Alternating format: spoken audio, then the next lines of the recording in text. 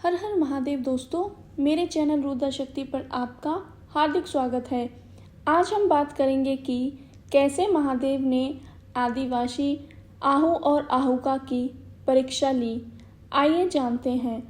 एक वन में एक आहू और आहुका एक कुटिया में वास करते थे और वह महादेव के बड़े भक्त थे।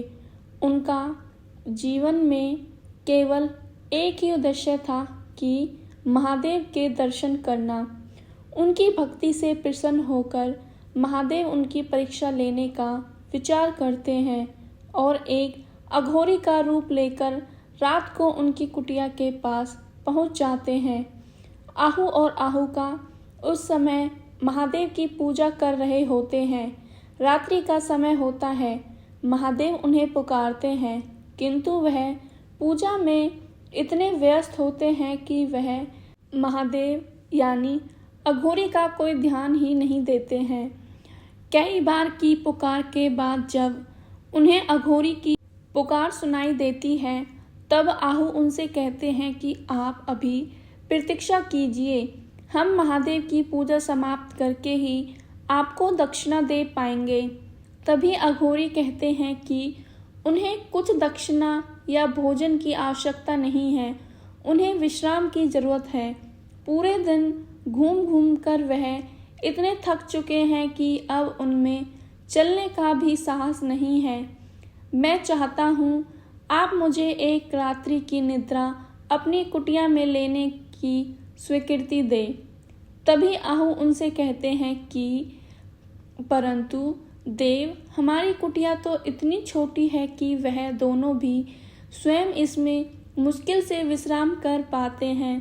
तभी आहुका कहती हैं कि केवल एक रात्रि की ही तो बात है स्वामी, हमें इन्हें यहाँ विश्राम करने की आज्ञा दे देनी चाहिए। तभी आहू कहते हैं, ठीक है देव, आपका आहू और आहुका की कुटिया में स्वागत है। आप यहाँ विश्राम कीजिए और आपको जैसी भी परेशानी हो बेझिझक हमसे कह सकते हैं।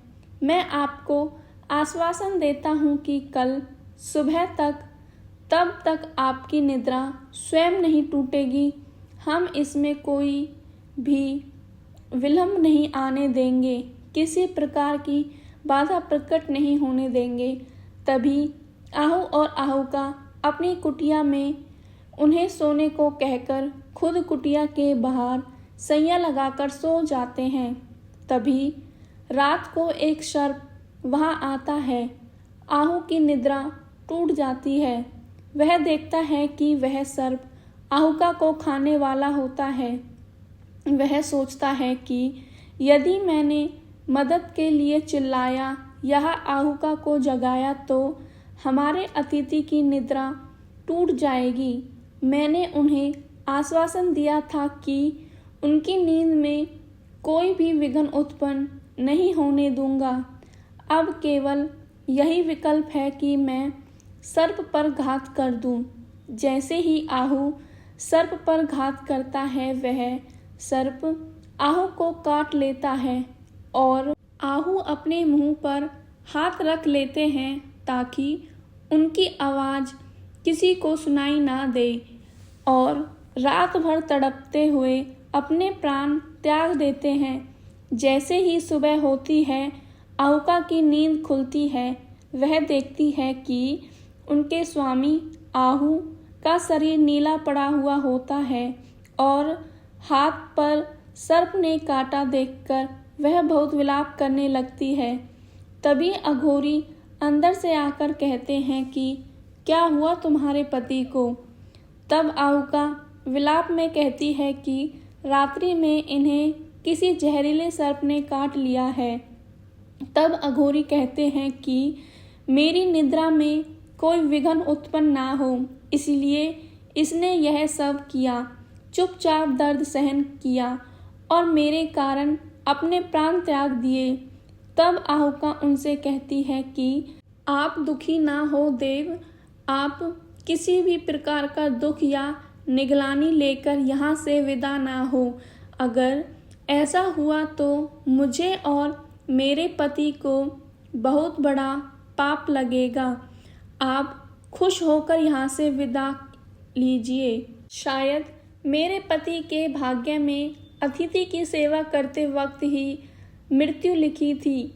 आप अच्छे मन से यहाँ से विदा लीजिए। आपको विदा करते ही मैं भी अपने शरीर को त्यागना चाहती हूँ। तब अघोरी कहते हैं कि तुम अपने शरीर को क्यों त्यागना चाहती हो? तुम तो स्वयं महादेव की पूजा कर रही थी। क्या तुम स्वयं महादेव के दर्शन नहीं करना चाहती? तब आहूका कहती हैं कि चाहती थी, परंतु अकेले नहीं, अपने पति के साथ। इसलिए मैं अपने प्राण त्याग कर अगले जन्म में अपने पति से पुनर्मिलन करके महादेव की पूजा अर्चना अवश्य शुरू करूँगी और महादेव के दर्शन भी प्राप्त करेंगे। तभी अघोरी रूप महादेव अपने वास्तविक रूप में आ जाते हैं। आहूका अति प्रसन्न होती है और महादेव आहू को भी जीवन दान देते हैं।